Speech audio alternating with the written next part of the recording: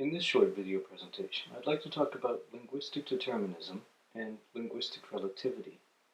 Some of the terms I'm going to be using are linguistic determinism, linguistic relativity, and the Sapir-Whorf hypothesis.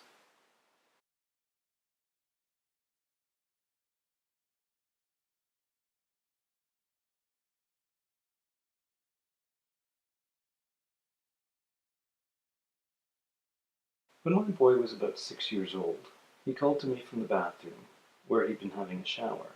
He was dripping wet, but he couldn't reach the towel. He started to ask me to hand him the towel, but then he stopped and he said, "Dad, if people with a language didn't have a word for towel, could they think about towels? Would they be able to know what a towel was, even if they didn't have a word?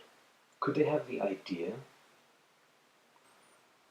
This question is a very interesting one because it's one that linguists struggle with.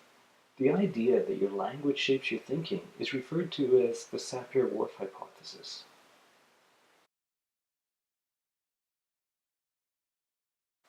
Edward Sapir was an anthropologist and linguist and a professor at Yale University. Benjamin Lee Whorf was one of his students. He worked as a fire prevention engineer and studied linguistics not as a profession, but as a passion. The hypothesis, called the Sapir-Whorf hypothesis, has two parts.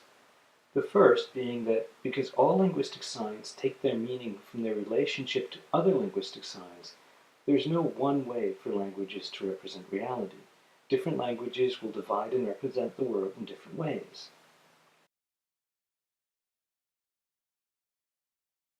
The second part, the part that we usually talk about the most when we talk about the Sapir-Whorf hypothesis, is the idea that a language affects how its users see the world. And linguists debate over whether a strong version of this hypothesis or a weak version of this hypothesis is most accurate. I'd like you to, as you listen, think about whether you believe in a strong version, linguistic determinism, or a weak version, linguistic relativity. The strong version argues that language determines thought. This is linguistic determinism.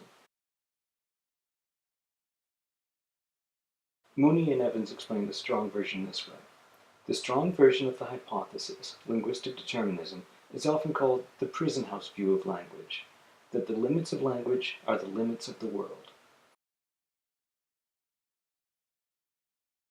If I believed in a strong version of the Sapir-Whorf hypothesis, my answer to my son's question would have been no. If a group of people did not have a word for towel, they would not be able to think about towels. The idea of towels would be foreign to them.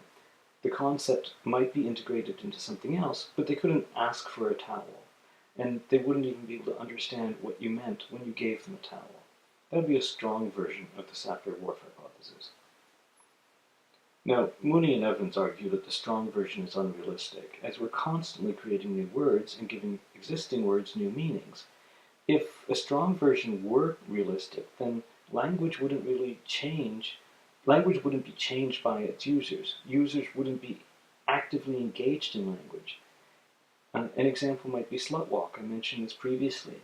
Slut walk is the situation in which feminists around the world are attempting to reclaim the word slut. If language were really a prison house that prevented thinking outside of it, we wouldn't be able to challenge or change the language, except occasionally by accident.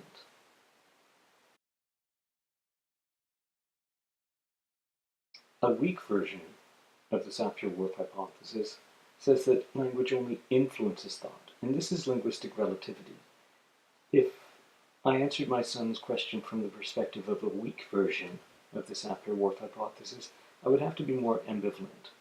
I might say something like, well, if a people didn't have a word for towel, it might be difficult to think of towels, but not impossible. Mooney and Evans, and many other linguists, see the weak version as the most plausible.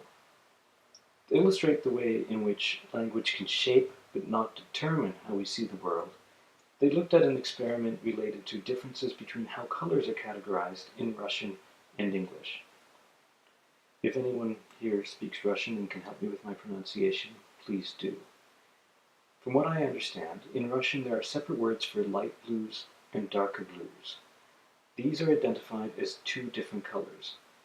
Goluboy is used for what an English speaker would call a lighter blue, and Sini is used for what an English speaker would call a darker blue. When Russian speakers are asked if little color swatches are Goluboy or Sini, they put them into the same categories English speakers do when asked if the little swatches are lighter blue or darker blue. So both English speakers and Russian speakers are able to assign the same categories to these little swatches. They place them in the same category. But when shown 3 squares and asked which 2 belong in the same category, the Russian speakers are faster. Both are able to come up with the same answers. The Russian speakers and the English speakers come up with the same answer, but the Russian speakers come up with the answer faster.